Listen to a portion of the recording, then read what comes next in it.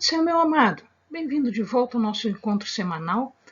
E hoje, da mesma forma que nós fizemos na semana passada, hoje nós vamos falar sobre um tema que não é o da sequência que nós estávamos tratando. Eu vou falar sobre o Templo de Salomão, que foi também um pedido que me fizeram para que nós falássemos sobre esse assunto. Nós já falamos sobre o tabernáculo, existe um vídeo sobre o tabernáculo e eu sugiro que você também assista este vídeo falando sobre todos os componentes, o significado de cada um desses componentes.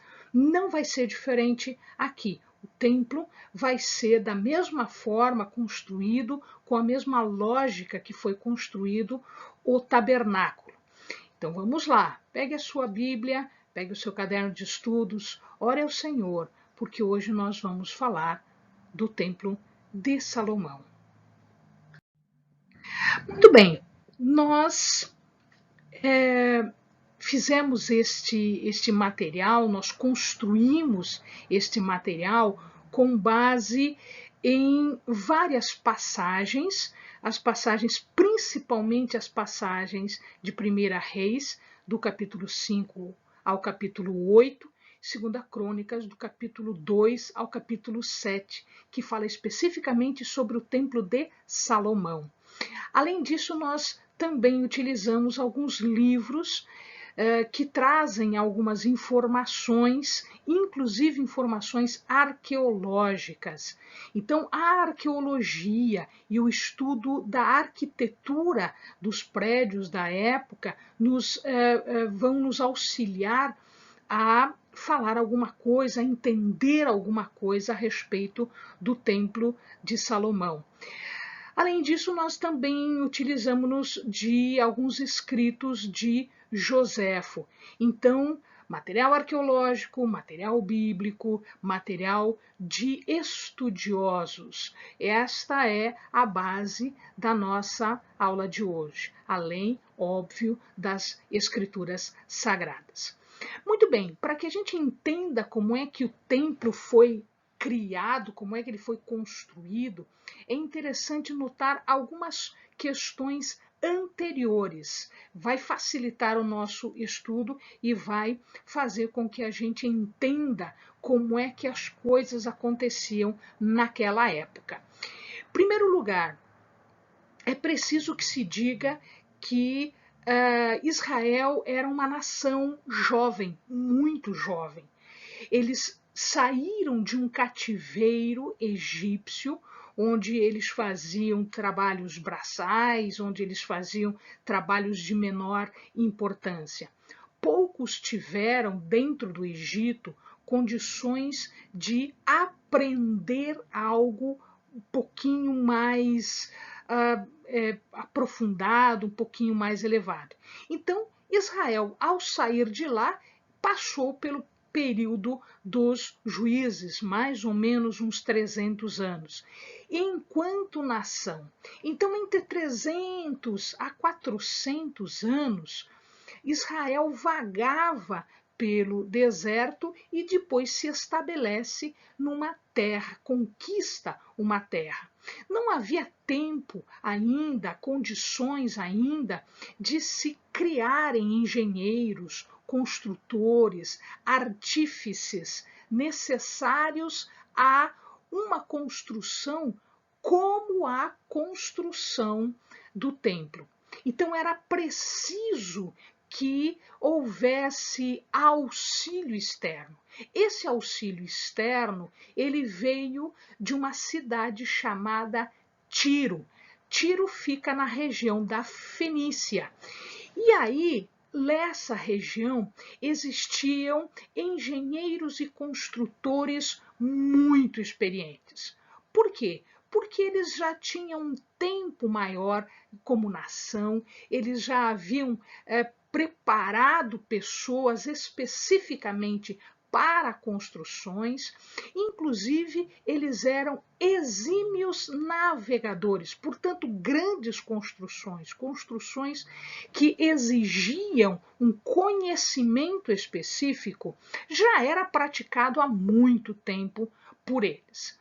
Uma outra situação também importante que a gente mencione agora é que toda a construção desta região, da Fenícia, era influenciada pelos egípcios e pela Mesopotâmia. Vamos lembrar o seguinte, os egípcios, eles já eram grandes construtores. Lembre-se, por exemplo, que eles construíram as grandes pirâmides. E para esta construção, não é pura e simplesmente juntar uma pedra sobre outra. Não. Tanto isto é que até hoje muitos egiptólogos, muitos estudiosos não conseguem explicar a técnica que eles utilizavam naquela época.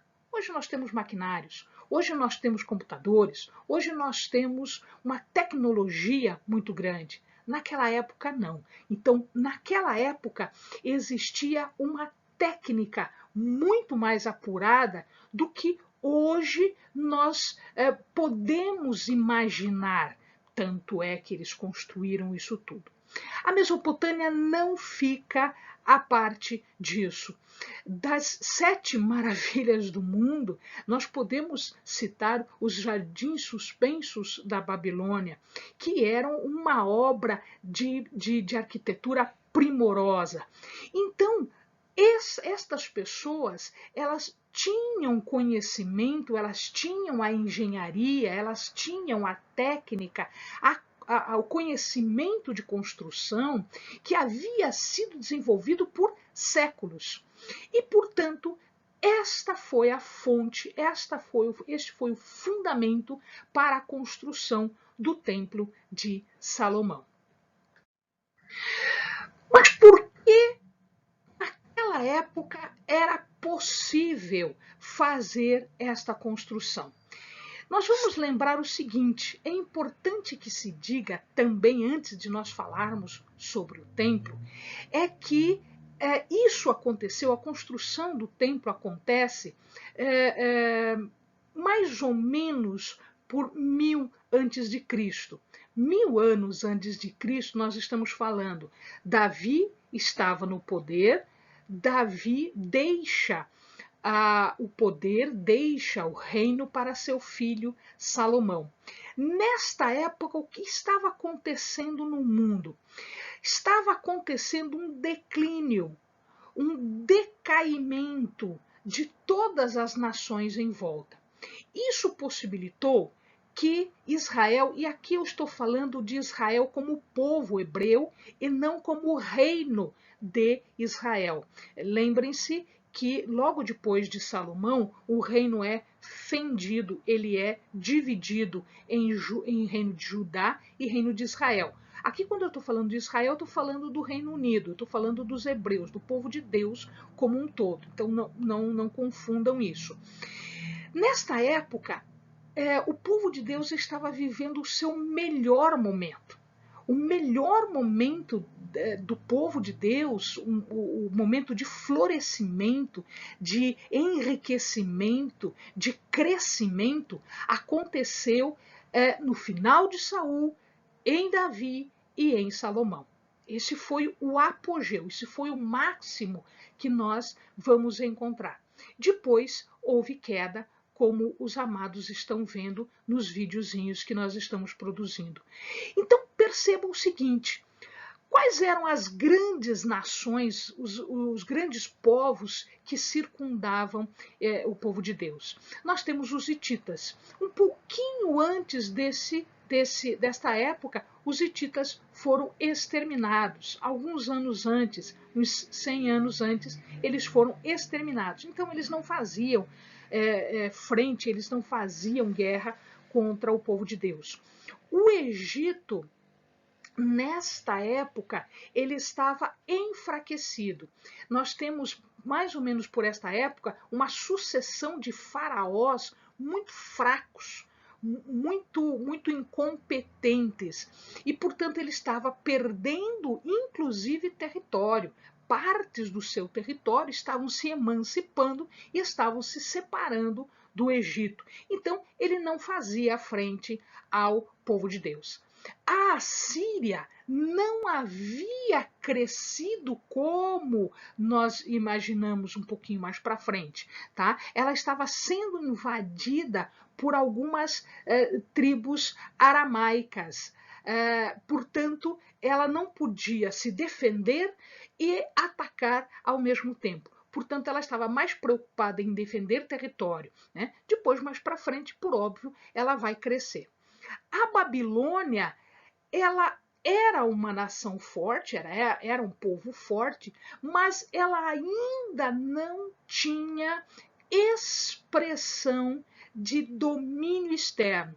Ela se contentava com o seu território. Nesta época, ela não tinha pretensões de expansão, pretensões de domínios. E os arameus, como a gente viu, eram nômades. E aí eles faziam pequenas incursões, pequenas guerras. Então, eles estavam centralizados em Damasco, Alepo, Hamat, Zobá, Maca. Óbvio que dali um tempo nós vamos ver, os amados já estão acostumados a ler, que Damasco ele passa à mão dos sírios e passa à mão de outros povos, e aí sim ele começa a fazer guerra contra o povo de Deus. Mas nesta época, os principais, eles estavam contidos, eles estavam dominados. Né? Os edomitas, os amonitas, todos estes, Davi já havia contido. E, portanto, Israel, o povo de Deus, podia florescer. E podia, com tranquilidade, em vez de pensar em guerra, em vez de pensar em se defender, pensar agora em construir, pensar agora em fazer construções. Muito bem. O personagem importante aqui não é só Salomão, que efetivamente construiu. Davi só não construiu porque Deus não permitiu. Deus disse, não, você não vai fazer. E Davi se conteve e não fez. Na verdade, quem é o personagem principal, o protagonista desta história da construção do templo, foi Davi, que fez absolutamente todo o serviço pesado. Ele fez todos os preparativos.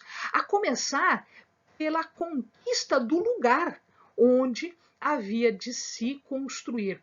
Foi Davi que conquistou a cidade de Jebus, ou dos Jebuseus, né? A cidade que era chamada de Jebus, que era dos Jebuseus e que depois foi chamada de Jerusalém, ou seja, a cidade da paz. Como nós vimos agora há pouco, foi Davi que conquista todos os seus vizinhos imediatos, os reinos imediatos, que sempre lhe fizeram guerra, e ele os faz tributários, ou seja, eles estavam absolutamente dominados. Então nós temos aqui os moabitas estavam dominados, os amonitas, os edomitas, os próprios filisteus e os sírios. Depois os sírios vão incomodar, mas agora não. Depois os filisteus vão incomodar, mas agora não. Agora toda a vizinhança imediata estava contida, ela estava tributária, ela estava dominada. Davi domina. Se vocês lembram, no finalzinho, um pouquinho antes da morte de Davi, ele comete o pecado de fazer o censo. E ele é punido, então ele não, o reino todo, ele é punido com uma praga. E se vocês lembram, quando ele está no campo de Araúna, ele compra o campo de Araúna e ele edifica ali um altar. Então, este campo de Araúna, este local onde Davi fez um altar para o Senhor, é o local onde vai ser construído o templo. Tá? Então, aquela história lá atrás, ela vai ter influência aqui, porque este foi o campo adquirido por Davi, a dinheiro, não foi dado, ele foi comprado, porque Davi disse que ele não ofereceria a Deus algo que não lhe custasse algo. Ele prepara todo o projeto foi todo preparado por Davi. Ele indica o lugar e ele deixa os materiais. Então, se o amado observar aqui, toda esta parte que está marcada aqui, ó, são os reinos que estavam dominados, tá? Então, aqui a Filístia, Edom, Moabe, Amon, né? Tudo isso daqui está dominado. E este todo mais escuro é o território do povo de Deus. Né? É o reino que Davi governava e que depois Salomão veio a governar. A Filístia está aqui e a Fenícia está exatamente neste local aqui. É daqui que vêm os trabalhadores, é daqui que vem o conhecimento para a construção do templo. O templo está aqui colocado sobre Jerusalém. Vamos ver os materiais? Muito bem. Davi fez todos os preparativos? Fez. Olha só, veja, começa a contar isso daí, pega uma maquininha de calcular e veja como é que acontece isso. O que Davi deixou para Salomão construir o templo? Já estava tudo preparado, meu amado. 10.000 talentos de ouro. Isso não me diz nada, porque eu não sei quanto vale um talento. Um talento, dependendo do talento, naquela época existiam variações de medidas, assim como hoje existem algumas variações de medidas para nós. Para eles, o talento ele podia significar entre 30 a 60 quilos. Um talento, entre 30 a 60 quilos. Então, se você fizer uma continha bem rápida, você vai ver que de ouro ele deixou entre, se eu contar os 30, né, a 6 milhões de quilos de ouro. Eu estou falando milhões de quilos de ouro. 3 milhões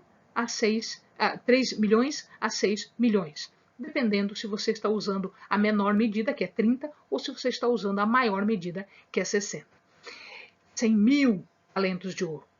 1 milhão de talentos de prata. Então, 30 milhões a 60 milhões de quilos de prata. Bom, se de ouro e de prata foi isso, cobre e ferro, eles praticamente não dava para calcular a quantidade de riqueza disso. Do seu pessoal, do seu patrimônio pessoal, Davi deixou 3.000 talentos de ouro e 7.000 talentos de prata. Do seu pessoal. Estou colocando aqui o mínimo, né? 90.000 quilos. O mínimo, se eu calcular 30 quilos por talento. Então, só de material era suficiente para construir? Era. A Bíblia diz, a palavra de Deus diz, que sobrou material. Sobrou material da construção. Portanto, o que ele fez? Ele fez objetos, ele fez utensílios para o templo. Ou seja, ele usou tudo. Mas para a construção do templo, sobrou material. Davi tinha guardado mais do que o suficiente para a construção do templo. Salomão, quando ele foi executar, porque Salomão era o executor da obra, Salomão, ele separa 30.000 homens que eram homens de Israel, ou seja, eram homens do povo de Deus, para ir até Tiro, fazer a coleta, fazer o corte e o preparo das árvores, dos cedros que haviam de serem utilizados na construção do templo. Então, eles faziam plantões mensais. Então, esses 30 mil homens eram divididos em 3 equipes de 10 mil homens por mês. E aí ele fazia o ciclo de novo.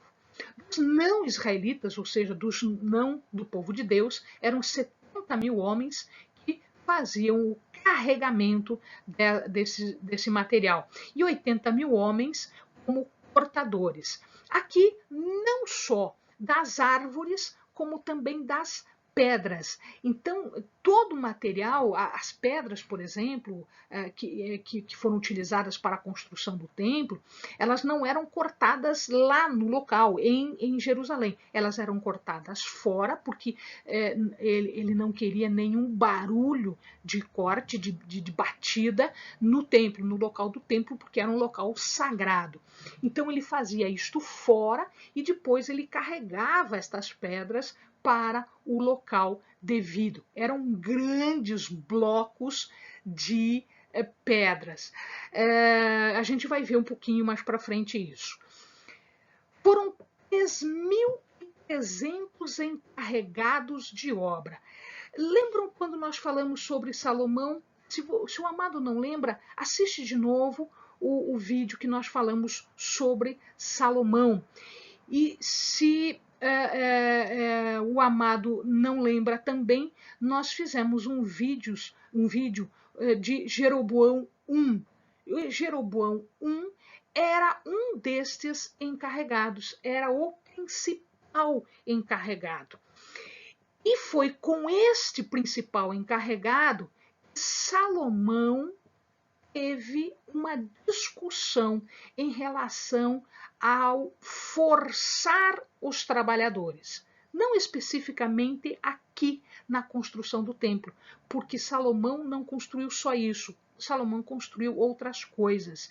Então ele utilizava as pessoas como força de trabalho, né? Não existiam maquinários, portanto, tudo tinha que ser ou a força animal ou a força humana. E uma das discussões foi exatamente esta posição de Salomão em exigir um trabalho extenuante e dinheiro, tributos. Então é com um desses encarregados, o principal desses encarregados, é que Salomão briga e depois vem a ser rei de Israel, do reino dividido. Veja lá, de novo, o vídeo de Salomão, onde nós contamos essa história, e o vídeo de Jeroboão I, onde nós contamos esta história. Muito bem, então nós temos já os preparativos, nós temos todo o material, ou que Davi deixou, ou porque o rei de Tiro fornece isso. E nós temos todo o pessoal, todos os trabalhadores encarregados, enfim, todos aqueles que vão fazer, executar a obra propriamente dita. Então imaginem, amados, o seguinte, eram 30 de Israel, 30 mil de Israel, 70 mil de carregadores, o que já vai dar 100 mil, e mais 80 mil cortadores, o que vai dar 180 mil homens trabalhando nesta obra. Vou repetir, 180 mil homens trabalhando nesta obra. 3.300 são os encarregados, são aqueles que vão dizer como as equipes vão trabalhar. Muito bem, amados. Aqui eu estou colocando uma imagem da localização, especificamente da localização do templo. Se o amado percebe aqui, existe uma linha vermelha. Esta linha aqui corresponde à cidade de Davi, a parte velha, a parte que Davi conquistou. Então ela foi crescendo até este local aqui.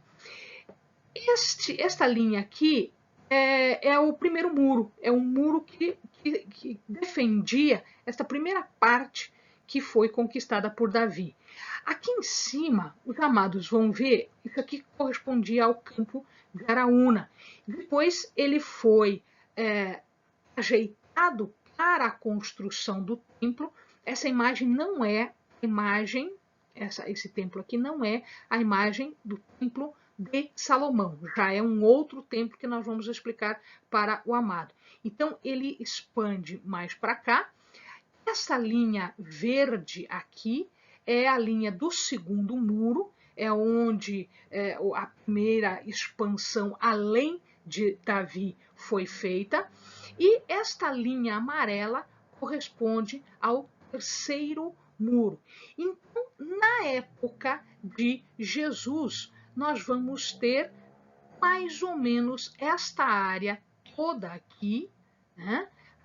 A primitiva, a primeira, depois a segunda e depois a terceira linha de defesa correspondia a Jerusalém do tempo de Jesus. Este daqui é o templo que existia na época de Jesus. Ele está colocado aqui nessa imagem, ele está colocado sobre o local do primeiro templo, que é o que nós estamos explicando ao amado. Nós depois vamos falar sobre esse segundo templo. Eu só quero que o amado visualize o local onde as coisas haviam de ser construídas. Muito bem, então, para esse empreendimento, os amados viram ali como é que as coisas estavam colocadas. Para este empreendimento era necessário uma parceria. Não era suficiente aquilo que Davi deixou, era necessário mais coisas. Nós não tínhamos pessoas que conhecessem o ofício de construção. Então, foi necessário fazer uma parceria com os fenícios. Eu mostrei aos amados onde ficava a região onde ficava a Fenícia.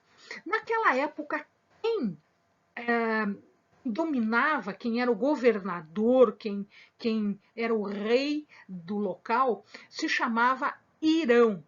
Cuidado, por quê? Irão é o nome do rei, mas é o nome também do engenheiro-chefe, do construtor-chefe que construiu o templo. Irão, construtor, era filho de uma hebreia com um fenício. Ele foi criado na Fenícia, mas ele tinha sangue hebreu. E Irão é o nome do rei amigo de Davi, e que com um acordo, com um contrato de fornecimento de comida, cevada, trigo, azeite, vinho, ele deu então o material e os, vamos dizer assim, construtores mais hábeis para a construção do templo. Quem eram os fenícios? Os fenícios eram grandes navegadores, eles eram grandes construtores. Então, eles tinham já o conhecimento da construção e o conhecimento da navegação, onde se utiliza muito conhecimento de construção para a construção do navio, para o enfrentamento do mar, enfim. Eles tinham amizade com Davi, nós já falamos, Irão era um grande amigo de Davi.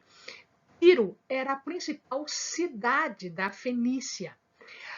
Entretanto, vamos lá, existia um ponto negativo aqui. Os deuses da Fenícia eram Baal e Astarote. E eles tinham muitos templos para Baal e para Astarote. Já existiam construções para deuses como Baal e Astarote.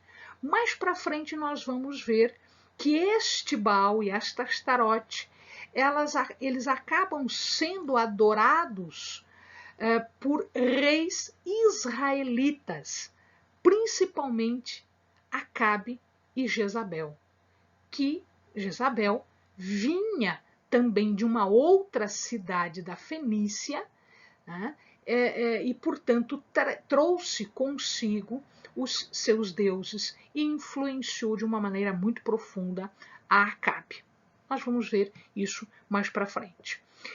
Os produtos principais, eles eram grandes mercadores, grandes navegadores, eles navegavam pelo mundo inteiro e eles produziam púrpura, que era um corante utilizado principalmente pelos reis e pelos poderosos, porque era um corante muito caro, ele era extraído de um molusco, então a produção era muito cara e somente pessoas com muito dinheiro é que poderiam usar a cor púrpura.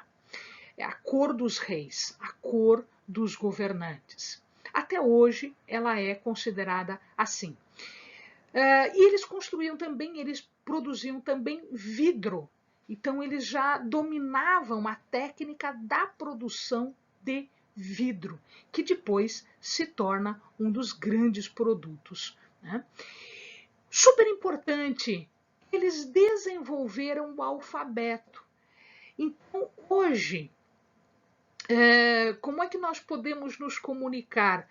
Como é que ficou fácil nos comunicarmos? Através do alfabeto. Os gregos utilizaram isso, depois os latinos utilizaram isso, os próprios hebreus utilizaram-se dos conhecimentos fenícios, né, no desenvolvimento, na criação do chamado alfabeto. Então, o amado pode ler o que eu estou escrevendo aqui, o amado pode ler a sua Bíblia, exatamente porque o alfabeto foi criado, desenvolvido pelos fenícios. E depois ele se espalha pelo mundo conhecido todo, né? Até hoje nós somos ligados, nós somos bastante vinculados ao alfabeto. Tudo é escrita para nós. Muito bem, quando o templo foi criado, era necessário fazer algumas modificações sacerdotais. E olha que interessante, Davi já tinha feito isso. Davi já havia trabalhado nestas questões relativas ao trabalho dos levitas. Por quê? Com o tabernáculo, o trabalho dos levitas era não só oficiar os sacrifícios, as ofertas, e aí, o amado, nós temos um vídeo sobre ofertas e sacrifícios. Se o amado não lembra, dá uma olhadinha nesse vídeo, super interessante, porque você percebe a aplicação de cada um deles e a função dos levitas aqui. Então, super importante esses sacrifícios e essas ofertas. Mas era a única função? Não. No tabernáculo, eles também tinham a função de desmontar, transportar e montar o tabernáculo. Mas isso não era mais necessário. Uma vez que o templo fosse construído, não havia mais necessidade de desmontar, transportar e montar de novo. E, portanto, o que aqueles levitas iriam fazer? Então, Davi, já pensando nisso e com aquela comunhão que ele tinha com Deus, ele preparou, ele modificou, dando algumas outras funções. Então, por exemplo, haviam aqueles levitas que deviam ser assistentes dos sacerdotes. Eram 24.000 deles que faziam a limpeza, a manutenção do fogo e o transporte de materiais, água, animais, enfim, tudo que fosse necessário para ajudar no ofício dos sacerdotes, os sacrifícios e as ofertas. E aí o amado, vendo o vídeo, vai entender que precisava ter bastante auxiliares para que tudo isso acontecesse. Os juízes e os escribas eram 6.000, eles é que faziam toda a manutenção do sistema jurídico. Eles julgavam, eles ensinavam a lei, eles praticavam a lei e eles exigiam que a lei fosse cumprida. Então, todo o sistema jurídico ele estava na mão desses chamados juízes e escribas. Eram 6.000 deles. Como porteiros, haviam 4.000 porteiros para a segurança. Amados, eles recebiam as ofertas, eles recebiam tudo aquilo que o povo trazia para os levitas. De novo, vejam lá as ofertas e sacrifícios, vocês vão entender o quanto de riqueza deveria ter neste templo. E, portanto, eu preciso ter guardas, eu preciso ter os chamados porteiros, pessoas que cuidassem, pessoas que estivessem vigilantes. Então, eram 4.000 pessoas para cuidar dos tesouros do templo. Lembrem-se que todos os utensílios, tudo que existia lá, ou era de prata ou era de ouro. E, portanto, valia muito. Davi, óbvio, não poderia deixar de ser, Davi, um adorador, ele também separou 4.000 que eram orientados por 288 mestres da música ou mestres do canto. Se o amado observar lá em Salmos, vai citar estes mestres. Fulano de tal, mestre do canto, mestre da música. Então eram 4.000 músicos que adoravam continuamente. Todos esses tinham escalas. Davi fez a escala por família. Portanto, eram 24 grupos. 24 grupos, o amado já fez as continhas rapidamente aí, então havia 15 dias de função no templo por ano. Então havia aí toda uma escala já feita. Então o templo nem estava construído ainda, todo mundo já sabia o que tinha que fazer. Muito bem. E como é que o templo foi concebido? Como é que o templo foi criado? O traçado do templo era exatamente igual ao do tabernáculo. Ele era dividido, então, em 3 pedaços, que a gente vai ver mais para frente. A diferença é que as dimensões eram duplicadas, eram o dobro. Então, e a altura era o triplo. Né? Então, imaginem aí os amados. O santuário e o Santo dos Santos, que eram as 2 porções principais que ficavam dentro do templo, elas tinham 30 metros de comprimento, 10 de largura e 15 de altura, exatamente o dobro daquilo que tinha o tabernáculo. O pórtico, que era a parte anterior, antes de entrar no templo, tinha um vão de 5 metros. E nas laterais deveriam ser construídos câmeras, que era para guardar todos estes tesouros. Então imaginem os amados que haviam câmeras laterais de um lado e do outro, né, com 3 andares, porque eram 15 metros de altura, então dava para fazer 3 andares. Daqui a pouquinho a gente vai ver as dimensões corretas. E lá fora, o pátio tinha 50 metros por 100 de comprimento. Esse era o local onde haveriam de ser colocados alguns utensílios para as ofertas e os sacrifícios. Nós já havíamos dito para vocês que ele havia sido pensado, ele havia sido concebido para a construção ocorrer no Monte Moriá. Este Monte Moriá é o Quelene, é o local onde Davi erigiu um altar nas terras que ele adquiriu de Araúna, que era um jebuseu, era um morador antigo do local. Ele comprou as terras para que ele pudesse erigir um altar. E ali seria construído, portanto, o templo. Existem aqui 2 posições agora em relação aos estudiosos de se identificar este mesmo Monte Moriá como o local onde Abraão e Isaac sacrificaram. Isso eu coloquei um ponto de interrogação aqui. Muitos dizem que é o mesmo local. Então, é o local onde Abraão, cumprindo a ordem de Deus, foi para sacrificar Isaac, seu filho. E, no momento, Jeová Jiré, Deus proveu o cordeiro para o sacrifício. Então, muitos dizem que é este local e alguns não acreditam que tenha sido este lugar.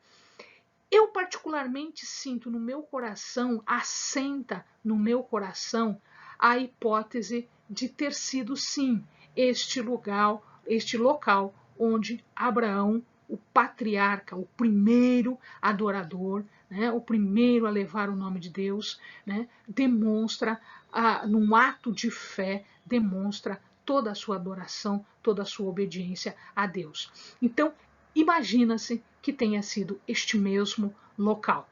Fica a dúvida de que a gente não tem uma certeza absoluta, mas a hipótese é muito grande. Muito bem, então, amados, olha só, aquilo tudo que eu falei a vocês, como é que ele fica num desenho, fica mais fácil imaginar num desenho, né, do que a gente falando. Então, aqui o pátio, 50 por 100, tá? Existiam algumas carretas de água, o mar de bronze que continha a água, né? Aqui o altar do holocausto, onde eram feitos os sacrifícios queimados, tá? Subia-se aqui, nesse altar, também tinha uma escada, a gente vai ver mais para frente. Aqui subia-se uma escadinha e nós temos um pórtico aqui, com as duas colunas na frente, o pórtico, e depois o santo, né, o santuário, com os candelabros e as mesas dos pães. Aqui o altar de incenso, sobe uma escadinha e o Santo dos Santos contendo a arca e aqui 2 querubins. Ao lado, construído ao lado, nós temos agora aquelas câmeras. Entrava-se por uma porta lateral e tinha uma escada em caracol para subir nos 3 níveis necessários. E aqui todas as câmeras para guardar as riquezas, para guardar as ofertas, para guardar, enfim, aquilo que fosse necessário. Inclusive, numa destas câmeras estava o tabernáculo dobradinho, guardadinho, ele estava colocado numa destas câmeras aqui. Muito bem, então vamos ver parte por parte como é que era cada uma delas. Então, o pátio, lá fora, eu estou entrando, né? As dimensões, nós já vimos, 50 por 100. Existia um murinho baixinho, delimitando esta área. Por quê? Era uma área sagrada. Nem todos podiam entrar, a gente vai ver que existia uma limitação de ingresso. Nem todas as pessoas podiam entrar em todos os lugares. Depois, na frente, bem na frente, nós temos o altar do holocausto. Ele era constituído em bronze, nós já explicamos isso para o amado. Se o amado não lembra, volta lá no vídeo em que nós falamos sobre o tabernáculo. Tá? Nós explicamos o significado de todos esses materiais. Ele era constituído em bronze, ele tinha 10 metros por 5 de altura, portanto tinha que ter uma escadinha para poder colocar as peças todas exatamente cortadas e dispostas sobre a grade para queimar. Dá uma olhadinha lá em ofertas e sacrifícios que a gente explica isso para você. Depois, do lado do altar de bronze, do altar do holocausto, tinha um mar de bronze. Era uma pia que continha a água para as libações, para a limpeza, enfim, para a purificação. Ele tinha 5 metros de diâmetro e 2,5 de altura. E ela era apoiada, esse mar de bronze, era bronze também, era apoiada por 4 fios de touro. Então eu tinha 3 touros voltados para o norte, 3 voltados para o sul, 3 para o leste e 3 para o oeste. Isto dá 12 touros, 12 tribos, 12. Então, nós temos aqui o mar de bronze.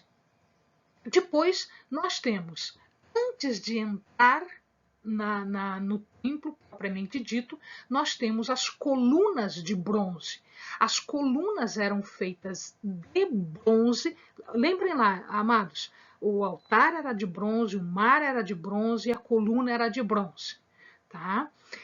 11 metros e meio de altura e tinha um capitel. O que é um capitel? O capitel é como se fosse uma coroa em cima da coluna. Então a coluna vinha retinha, aqui uma coluna redondinha, como o amado, não era quadrada, era redonda, tá? Uma coluna, não tinha a função de sustentação, não. Tinha a função de decoração e uma função espiritual. Ela era simbólica, ela era representativa. Então, 11 metros e meio de coluna redondinha, de bronze, e lá em cima um tipo de uma coroazinha, um capitel, que tinha feito como se fossem lírios, né? Uma folha de lírios, e embaixo desses lírios, romãs. Então, era o detalhe final de fecho da coluna. O capitel tinha 2 metros e meio, então isso dá 12, 13, 14 metros de altura. 14 metros de altura. Ele tinha 15, então sobrou 1 metro, que era para fazer aquela estética inicial. Bom, função estética, função decorativa, função simbólica. Por quê? Cada coluna tinha um nome. Uma, Joaquim, ele estabelece. Outra, Boaz, nele há força. Então, as duas colunas simbólicas, espirituais e decorativas. E do ladinho a gente viu ali, eram carretas, tinham carretas, né, de um lado e do outro, que faziam o transporte da água. Amados, lembrem-se, tudo tinha que ser lavado, tudo tinha que estar limpo, tudo tinha que estar na mais perfeita ordem. A água e o fogo purificam. Então, antes de você entrar no templo, você tem o altar de holocausto de bronze e o mar de bronze com as suas carretinhas. Água. Água e fogo purificam. Muito bem. Existiam ali também os chamados átrios. Eram vários átrios. O que é um átrio? Átrio é um local aberto, um lugar espaçoso, né, onde as pessoas podiam ficar. Quais pessoas? Se fosse o átrio dos gentios, significa que qualquer pessoa, não sendo do povo de Deus, podia estar ali, podia ficar por ali. E era um local amplo onde as pessoas podiam ficar. Tinha mercado, tinha vida social ali. Então eles podiam entrar. Mas eles não podiam ir adiante. Por que eles não podiam ir adiante do átrio dos gentios? Porque Deus limitava. Eles eram gentios. Eles não eram do povo de Deus. Só o povo de Deus poderia acessar o próximo átrio. E aí haviam 2 átrios diferentes. Um átrio para os homens de Israel, do povo de Deus, e o átrio para as mulheres. Havia essa divisão na época, né? Então, até onde os homens podiam entrar, até onde as mulheres podiam entrar. Podia entrar mais para frente? Não. Por que eles não podiam ir mais para frente, Eleni? Porque eles não eram sacerdotes, eles não eram levitas. Então, o povo de Deus podia entrar. Então, veja lá, se achega a Deus, os gentios até um pedaço. Mais para frente não, porque eles não são do povo de Deus. Sendo do povo de Deus, eles podem se achegar um pouco mais a Deus. Eles podem se achegar mais ainda? Não, porque eles não são levitas. Então, eles podem se achegar até um pedaço. Quem podia ir para frente? Os sacerdotes, os levitas podiam ir para frente. Só que eles iam até um determinado ponto. Então eles podiam ir até o altar do holocausto, eles podiam ir até o mar de bronze, eles podiam entrar no santuário, né, ver os candelabros, verem os pães, o altar do incenso, enfim. Até ali eles podiam chegar. Mas veja, tem mais um local, tem o Santo dos Santos. Tem mais uma parte. Lá eles não podiam entrar.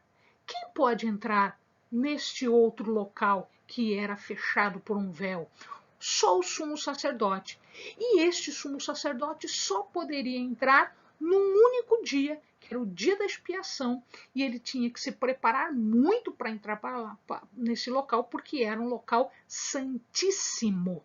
Era um local onde estava a presença de Deus. Se ele entrasse de qualquer jeito, ele seria fulminado pela Shekinah. Ele seria fulminado pela glória de Deus. Ele seria fulminado pela presença de Deus.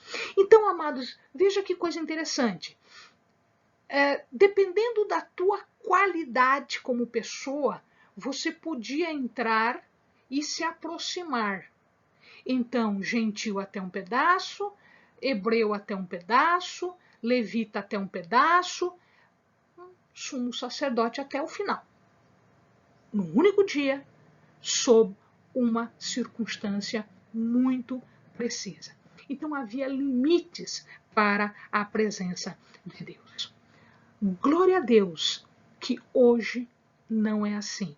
A gente já vai ver. Ok, então vamos entrar. Vamos entrar. Lá o templo. Como é que o templo foi construído? Ele era feito de pedras, amados, pedras enormes. Eles tinham pedras, a gente não sabe quanto isso existia, porque na verdade o templo não ficou pedaço nenhum para gente saber. O templo em si não tem pedaço mais nenhum, ele foi absolutamente todo destruído. Então a gente não sabe o tamanho destas pedras. Mas quem já esteve em Jerusalém, quem já esteve no Muro das Lamentações, que é uma parte do segundo templo, na verdade o templo de Herodes, né, pode observar pedras inteiras de metros. Pedras que são maiores do que eu, pedras que são maiores do que você. Eu não sei quanto você tem de altura, mas eu tenho certeza que esta pedra é mais alta que você. Tá? Pedras enormes. Então elas foram lavradas no local onde foram retiradas e elas eram trazidas para a construção e elas eram encaixadas, tal e qual se fez nas pirâmides, tal e qual se fez nas grandes construções. Então, o que acontece aqui é que elas eram encaixadas umas sobre as outras, não havia espaço entre elas, ela era muito bem cortada. Tá? Depois, o teto, as traves, toda a sustentação, ela foi feita de madeira de cedro, o chão de cipreste. Então, parede, teto, primeiro pedra, depois cedro e chão cipreste. Por cima desta madeira, ouro. Toda a madeira trabalhada com detalhes em palmeiras, flores e querubins. Helene, palmeira eu sei, flores eu sei, querubim, como é que era? Ninguém sabe. Ninguém sabe porque isso tudo foi destruído. Nós não temos ideia de como eram os querubins. Imaginam que fossem como se leões, corpos de leões, o rosto de homem e grandes asas. Isto eles imaginam porque naquela época era uma figura que existiam em outros lugares. Então, palmeiras, flores e querubins eram entalhadas nas paredes e depois revestida de ouro. Querido, teto, parede e chão de ouro. Por isso aquele ouro todo lá que nós vimos. tá? Isso tudo era de ouro. Então aquilo brilhava muito, aquilo resplandecia. Imagina quando o sol batia naquele local. Era tudo ouro. A porta do santuário a porta do santuário era de cedro, era uma porta dupla que abria como um flapzinho, era de cedro. E a do santo lugar era de oliveira, tá? Era cedro e oliveira. E toda ela revestida de ouro, tudo de ouro. Todas essas portas eram mantidas abertas. Ele mas como é que eu separo o santo do santíssimo? Né? Como eu separo o santuário do santo lugar? Foi feito um véu, veja, ele tinha 15 metros de altura, amado. Foi feito um véu que não era transparente, era grosso, portanto, fechava e isolava o santo do Santíssimo, tá? Não é esse véu, mas o véu do outro templo é que foi rasgado quando Cristo morre, tá? Neste local tinha um véu. No templo da época de Jesus também tinha um véu. Ele foi construído nos mesmos moldes. Então, quando Jesus estava em Jerusalém, quando Jesus viu o templo, quando Jesus falou sobre as pedras que constituíam o templo, todo mundo dizia: vejam essas pedras, veja isso. E Jesus disse: não restará pedra sobre pedra. Né? E isso aqui, ele estava falando disso aqui.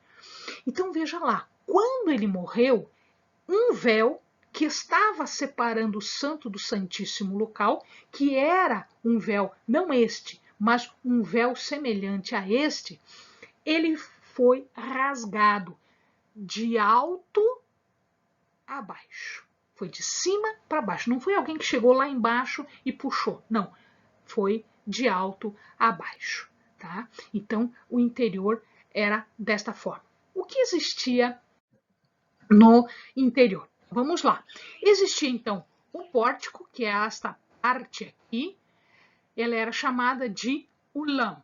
Aqui a gente vai ver, ó, uma das colunas está aqui, ó, a coluna está aqui, e o capitel está aqui em cima, ó, tá vendo? Parece uma flor de lírio em cima e as romãs embaixo, decorando tudo. Então, sobrava templo ainda, né? Aqui a outra coluna.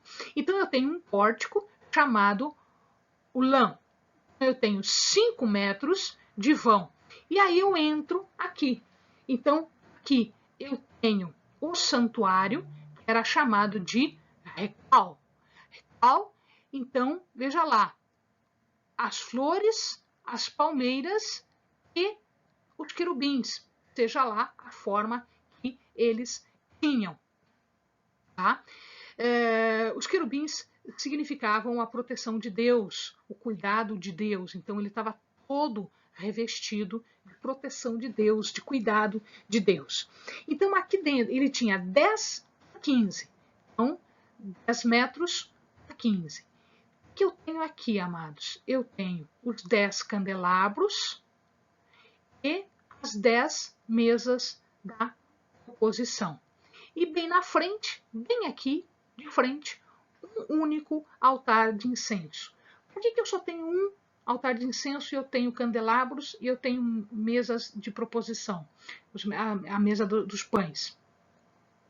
Porque o altar de incenso é o local de intercessão do sacerdote em relação a Deus. É o local onde a adoração e a intercessão sobe para Deus. Eu não posso ter mais de um.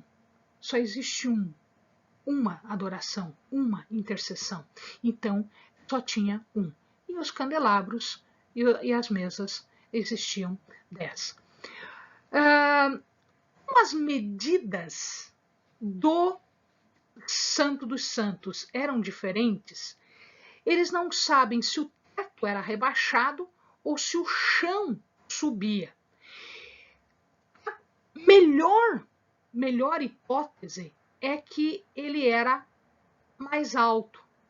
Então, eu tenho 15 metros de altura. Se o Santo dos Santos era um cubo de 10, então ele tinha 10 por 10 por 10. Tinha 10, 10, 10. Sobrava 5. Então, eles imaginam que ele era alto 5 metros mais alto e, portanto, tinha uma escada. E aqui está o véu, tá vendo aqui, amado? O véu fica exatamente aqui, para que a gente não pudesse olhar lá para dentro. Ninguém podia olhar lá dentro. Ninguém podia olhar lá dentro. Lá estava a Shekinah, lá estava a glória de Deus, lá estava a presença de Deus. Então, é um local santíssimo. Não é desse jeito. Ah, vou dar uma espiadinha. Muitos morreram pela espiadinha. Então, não é desse jeito. Então, veja lá, aqui dentro, então, estava a Arca da Aliança e 2 querubins, cada querubim com 5 metros de altura. Se havia 10 metros, então sobrava 5, né? 5 do querubim mais 5 fechava o teto. Ele ocupava praticamente metade da altura. Uma asa, aqui, ó, aqui dá para ver melhor, ó, uma asa tocava a outra asa do querubim e a segunda asa tocava a parede do Santo dos Santos. Então, a arca ficava aqui, absolutamente protegida pelos querubins. E aqui, amados, como eu disse a vocês, eles imaginam, porque era essa a imagem que existia antigamente, de um corpo de leão, uma cabeça de homem e asas. Essa também é descrição, se vocês forem observar os profetas fazem uma descrição muito parecida com essa. A diferença é que haviam 4 faces e não uma única face. Aqui ele é representado com uma única face, né? Se vocês olharem os profetas, vocês vão ver a descrição desse querubim, não com uma face, mas com 4 faces. Então, isso é o que existia lá dentro. Eu vou aproveitar a imagem para que vocês vejam o seguinte. Então, pedra, pedra, pedra, revestido de madeira, tá aqui, ó, e depois, por último, ouro. Então, desta forma aqui. Amados, dá uma olhadinha na grossura dessas paredes. Elas eram grossas desta forma, que era para sustentar as câmeras laterais. Olha aqui, então eu tenho uma câmera lateral aqui no andar térreo, mais uma câmera lateral aqui no primeiro andar e no segundo. Então, haviam 3 pavimentos. Então, se você observar, por conta da sustentação de tudo isso, eu tenho que ter as paredes grossas, né, aqui no chão, exatamente para fazer a sustentação, e ela vai afinando à medida que ela vai levantando. Tá? Haviam janelas aqui, óbvio, porque a fumaça aqui dentro e a claridade, né, eram necessárias, não tanto a claridade, porque a claridade era dada pelas lâmpadas que estavam acesas o tempo todo, tá? Mas mais pela fumaça de tudo isso que era queimado, então era necessário janelas. Então aqui, lá no alto, haviam janelas para poder sair essa fumaça e ficar um ambiente limpo, né? Um ambiente agradável ali embaixo. As laterais, eu já mostrei a vocês, eram 3 andares de câmeras, onde se depositavam os tesouros. Então, cada um tinha 2,5 metros de altura. A largura que era diferente, eu já expliquei por quê. Porque existiam paredes de sustentação. Então, o primeiro tinha 2,5 de largura, o segundo 3 e o terceiro 3,5. À medida que ele vai subindo, ele ficava mais largo porque a parede de sustentação era mais fininha. E existia uma escada circular que eu mostrei já num outro desenho para vocês. Muito bem, vamos fazer uma comparação agora, tabernáculo e templo, tá? Em termos de dimensões, em termos de situações todas. O altar do tabernáculo era pequenininho, tinha 2,5 por 1,5. No templo, 10 por 5. A fachada, 5 por 5. No templo, 10 por 15. Lembram? Era o dobro, altura triplo. A planta principal tinha 15 por 5. No templo, 30 por 10. gente já viu isso tudo para vocês. Eu só estou fazendo agora a comparação com o tabernáculo. Portanto, ele tinha o quê? Ele tinha o dobro ou triplo de altura, o dobro de tamanho. A característica do tabernáculo é que ele era desmontável e encaixável. Eu desmonto e eu encaixo. Para lembrar isso, tem um videozinho, volta lá, é bem interessante. Ele era recoberto por 4 camadas de pele, que, em razão de ser, eu expliquei o significado de cada uma delas, e ele era transportável à medida em que o povo andava, né, o tabernáculo se movia junto com o povo. Ele era itinerante porque ele ia até o povo estava com ele. Aqui não, o templo agora era com pedra encaixada. A estrutura é rígida e ela é fixa, ou seja, estabeleceu-se. Eu tenho agora não uma coisa móvel, não uma coisa que monta e desmonta, não. Eu tenho algo permanente. Eu tenho algo que está estabelecido em rocha. E ela centraliza o culto, ela centraliza a nação. Então agora eu tenho um culto, agora eu tenho uma nação que está colocado na forma visível de templo. Para os amados imaginarem aqui, olha aqui, a fachada, esse era o templo, esse é o tabernáculo. O altar, esse é o altar, esse é o altar. Ele tinha que ser pequeno, né? Eu tenho que mover isso de um lado para o outro. Olha a planta baixa. Então aqui, né? As câmaras laterais, a parte central, o Santo dos Santos. Se eu colocar um sobre o outro, né? O Santo e o Santo dos Santos. Então, eu tenho isso daqui. No tabernáculo não tem um pórtico. Aqui existe um pórtico de 5 metros. Tá? Então, amados, esta é a imagem, né, de um e do outro.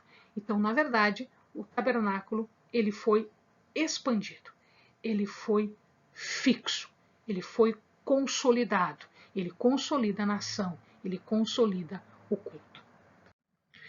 Muito bem, este templo que foi construído por Salomão, na verdade, ele não ficou assim o tempo todo.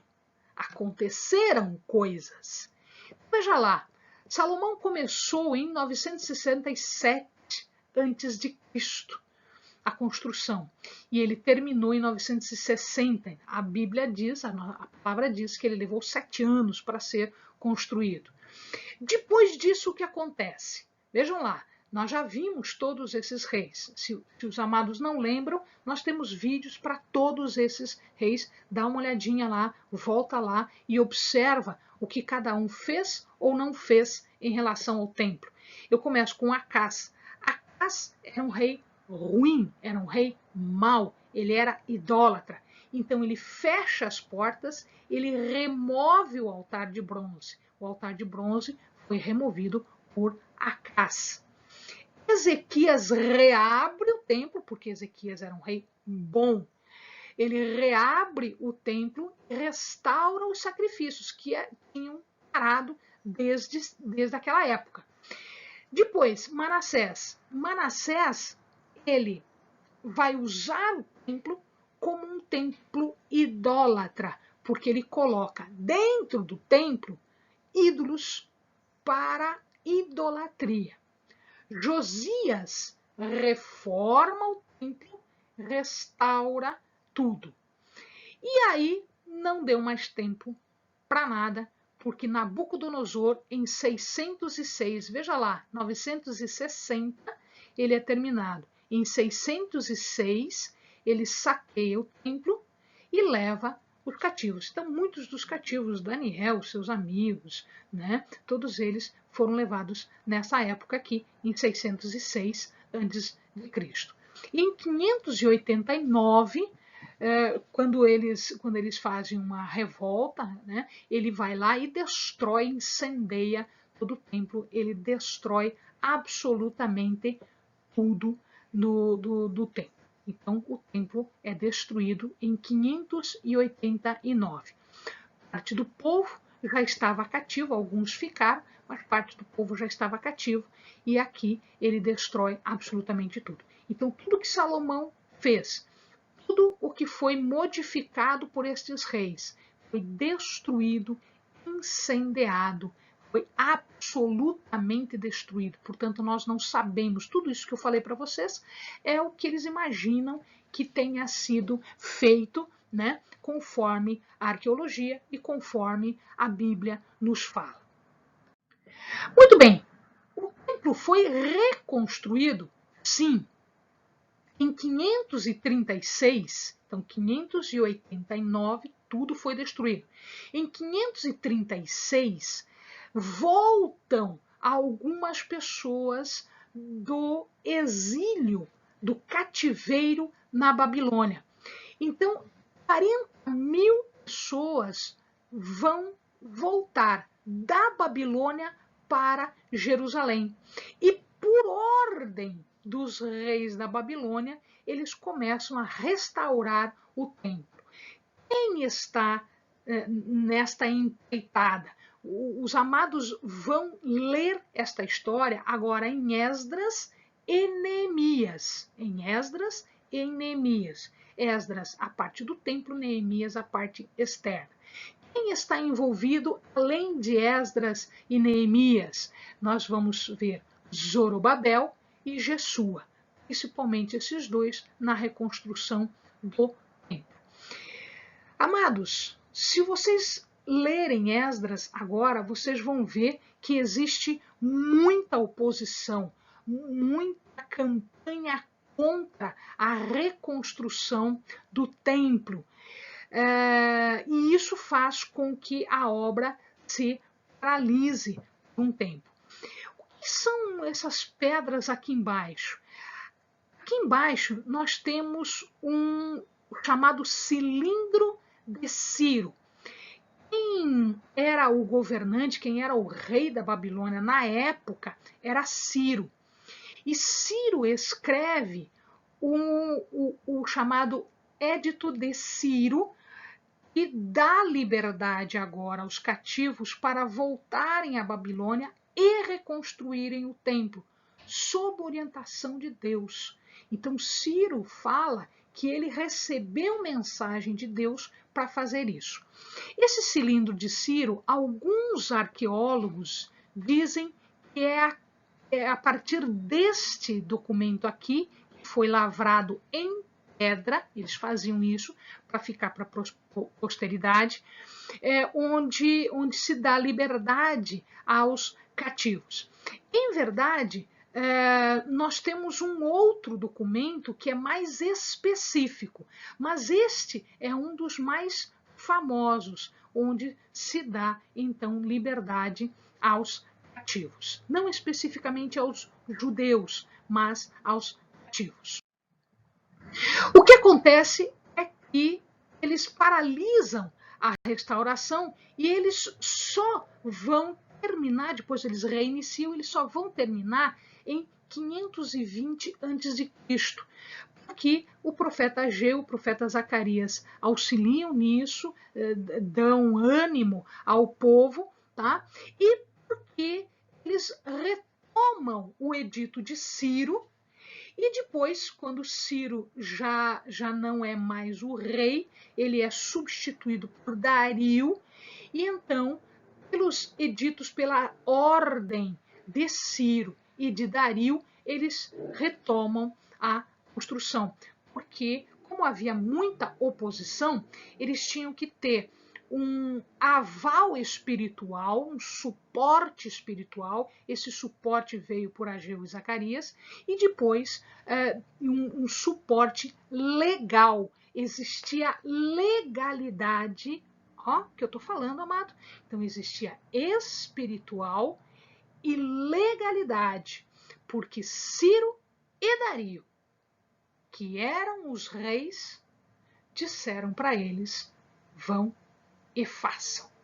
Então, nós precisamos aqui também de uma legalidade. Então, existia legalidade secular, mundana, pelos reis e existia legalidade espiritual através dos profetas Ageu e Zacarias. Então, as obras fecham em 516, tá?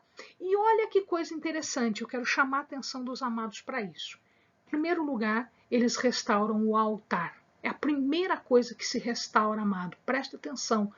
O altar do nosso coração é a primeira coisa que precisa ser restaurado. Depois eles passaram a restaurar a parte externa, o templo, tá? E por último, as muralhas. Aqui nós já temos Neemias, tá? Então, Neemias já entra aqui na restauração das muralhas. A história já está em Neemias. Então, nós temos gradações de restauração. Primeiro o altar, depois o templo, depois as muralhas, tá? Na ordem em que Deus nos exige. Entretanto, muitos estudiosos, muitos históricos, historiadores, né, dizem o seguinte: o templo, o segundo templo, esse é o chamado segundo templo, o segundo templo foi restaurado. Entretanto, não existia. A Arca da Aliança, ela se perde nessa história, ela se perde.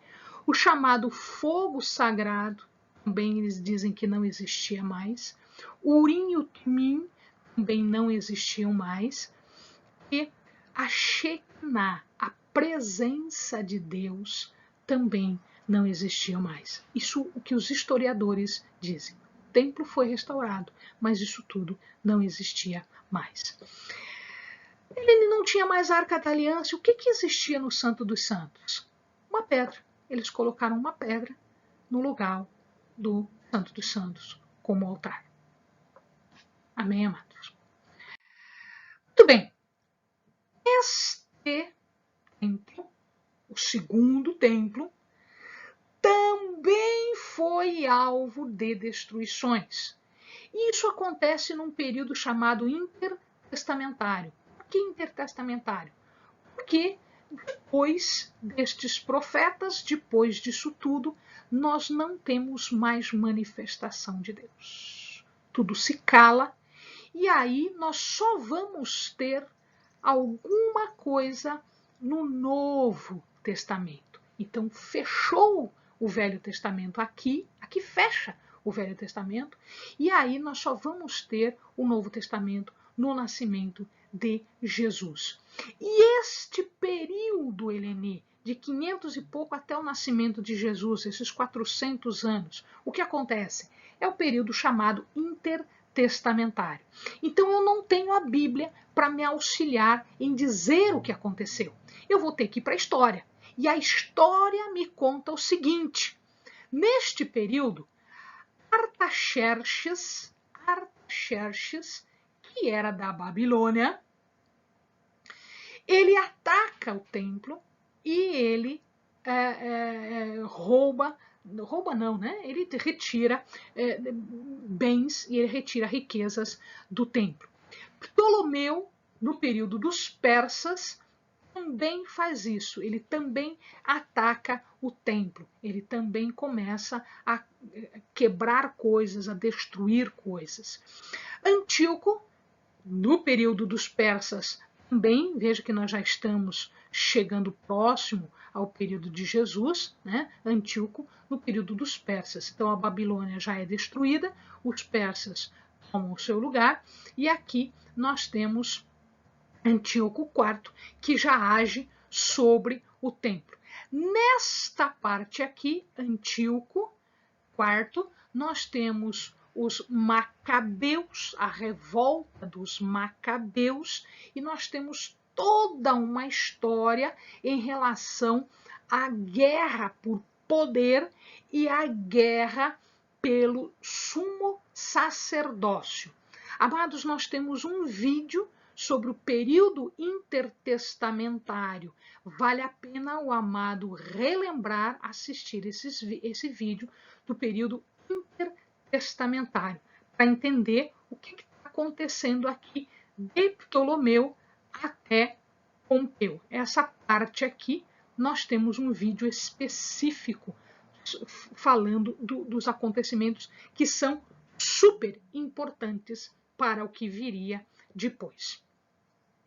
Muito bem, aqui nós já temos o declínio dos persas, Roma já assume tudo, nós já estamos sob o Império Romano, né?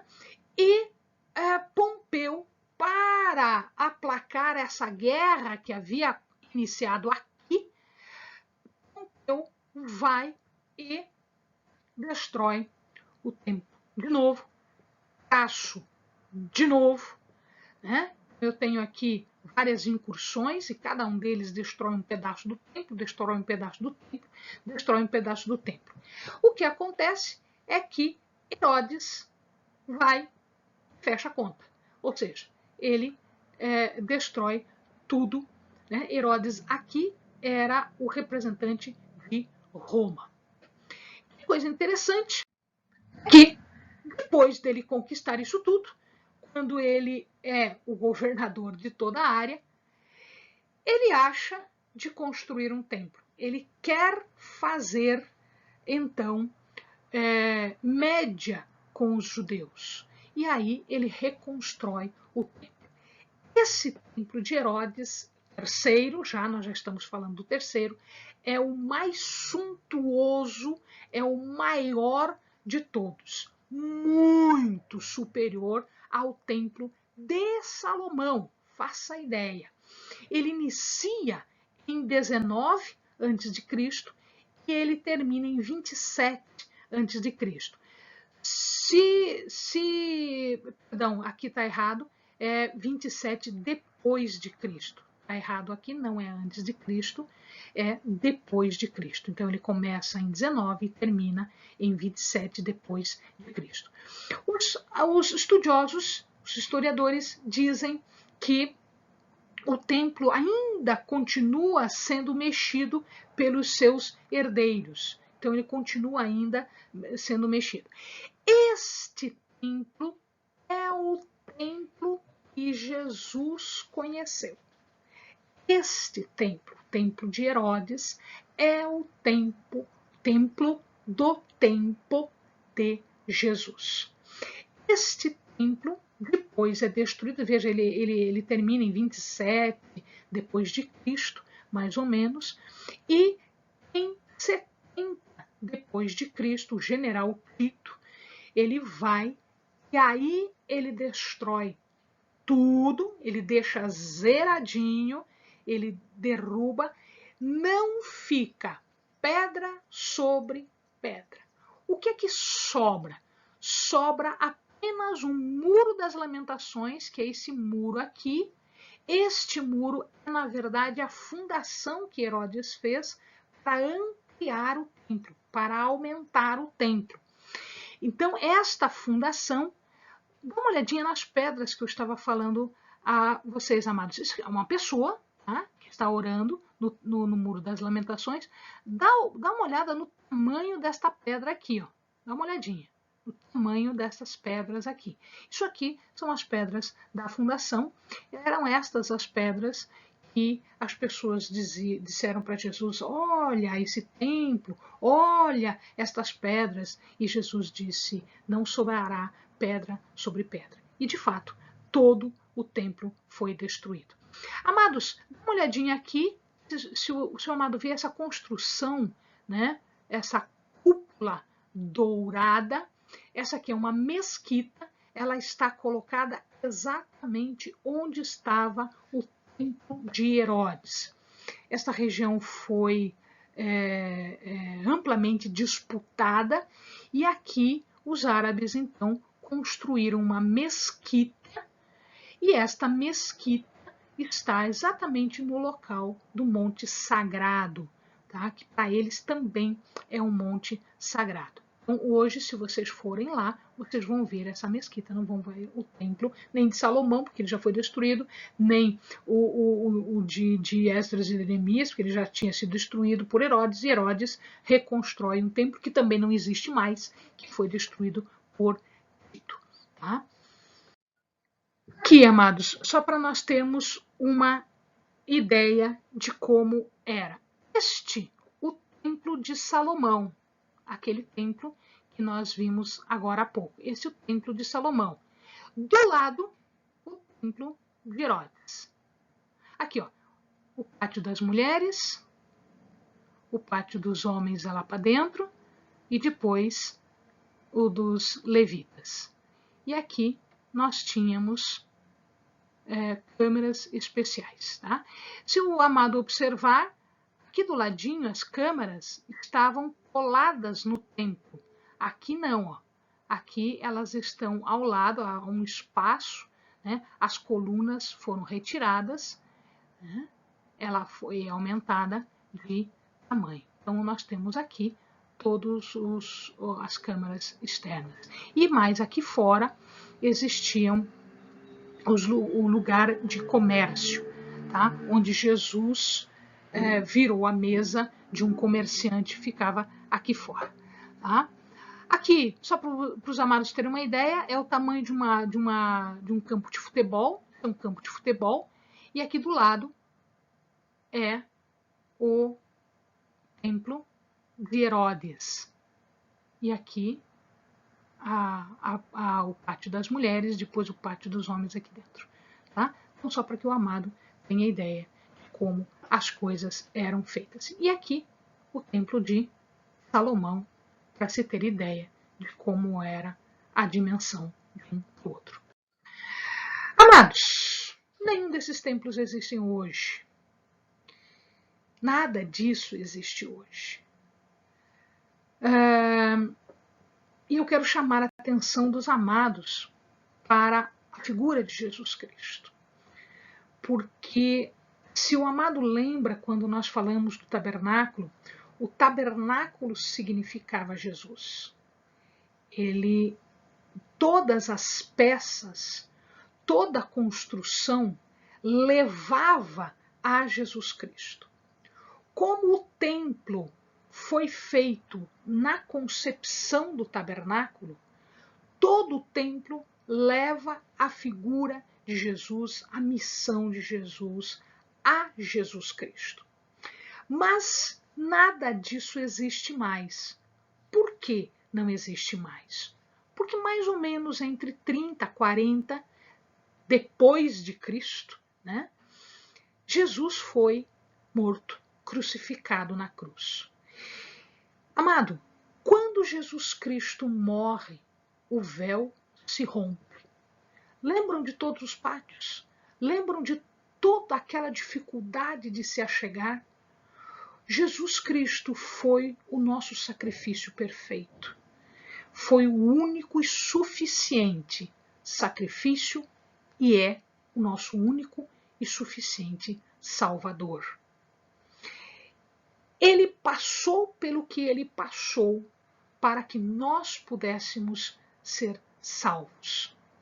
Tudo que nós falamos sobre sacrifício, tudo que nós falamos sobre templo, tudo que nós falamos antes sobre tabernáculo, fecha aqui, na figura de Jesus Cristo. Quando ele morre, o véu se rompe. O que significa isso? Significa que não existe mais isolamento, você não está mais fora da presença de Deus, preso num pátio externo. Você pode entrar na presença de Deus. Por quê? Porque você já foi expiado, vindicado pelo sangue do Cordeiro. Então você já pode estar na presença de Deus. O véu se rompe não de baixo a alto, mas de alto a baixo. Portanto, a manifestação veio de Deus para nós. A salvação veio de Deus para nós. E ela veio por graça, por amor. Todo o sistema sacrificial foi substituído. Foi substituído pelo quê? Foi substituído por quem? Por Jesus, o Cordeiro Santo, sem pecado, que morreu por nós na cruz do Calvário, para que nós tivéssemos acesso a Deus. Nós não precisamos mais desses sacrifícios, nós não precisamos mais desse templo, porque nós temos em nós a sede, o local de adoração. O Santo dos Santos é o nosso coração. O Santíssimo Lugar é o local é o nosso altar, é o local de adoração, é o local de sacrifício. Nós somos o templo do Espírito Santo. Dá uma olhadinha, amado. Presta atenção nisso. Vê que você agora é o templo. Não é mais de pedra, não é mais de ouro e prata. É de carne, é de espírito, é de alma. É de carne, é de espírito e de alma. Amém, querido? Que o Senhor possa falar mais profundamente ao teu coração. Bons estudos.